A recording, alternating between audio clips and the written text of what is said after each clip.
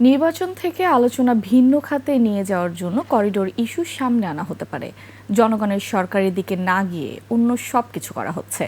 রাজধানীতে এক গোলটেবিল আলোচনায় বক্তারা এসব কথা বলেন। বিস্তারিত মাহিলা ইসলামের রিপোর্টে।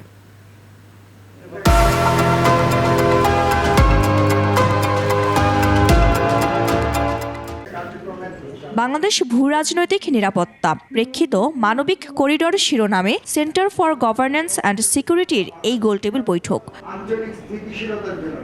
এতে অংশ নিয়ে বিভিন্ন রাজনৈতিক দলের নেতারা বলেন, করিডোর দেওয়ার সিদ্ধান্ত অন্তর্বর্তী সরকারের এজেন্ডার বাইরে। খাল কেটে নিশ্চয়ই কুমির আমরা আনবো না। ভবিষ্যৎ নির্বাচিত সরকার, নির্বাচিত পার্লামেন্ট জনগণের সঙ্গে পরামর্শ করে সবাইকে আমরা স্টেক হোল্ডারদেরকে আস্থার মধ্যে নিয়ে প্রয়োজন বোধে ভবিষ্যতে এসব ব্যাপারে আমরা সিদ্ধান্ত গ্রহণ করব। আগে জান্তা সরকারকে এখানে ইনভলভ করতে হবে, এখানে আরাকান আর্মিকে ইনভলভ করতে হবে, বাংলাদেশকে ইনভলভ হতে হবে, এটা একটা চুক্তি হতে হবে।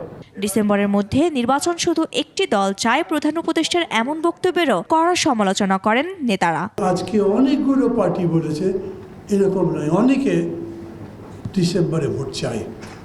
আমাকে যদি জিজ্ঞেস করে, আমি একটা পলিটিক্যাল পার্টির প্রেসিডেন্ট, আমি মনে করি ডিসেম্বরে ভোট তো ইজিলি হতে পারে। বিচারের দোহাই দিয়ে কিংবা সংস্কারের দোহাই দিয়ে এই মুহূর্তে নির্বাচনের দাবিকে উপেক্ষা করার সুযোগ নেই। আমি কনফিউশন যে স্যার বক্তব্যটা কি মিসকোট হয়েছে মিডিয়ার মাধ্যমে, যে শুধু একটা দল ডিসেম্বরে। আমরা তো অনেক দিন ধরে বলে আসছি যে ডিসেম্বরের মধ্যেই নির্বাচনটা হলে ভালো।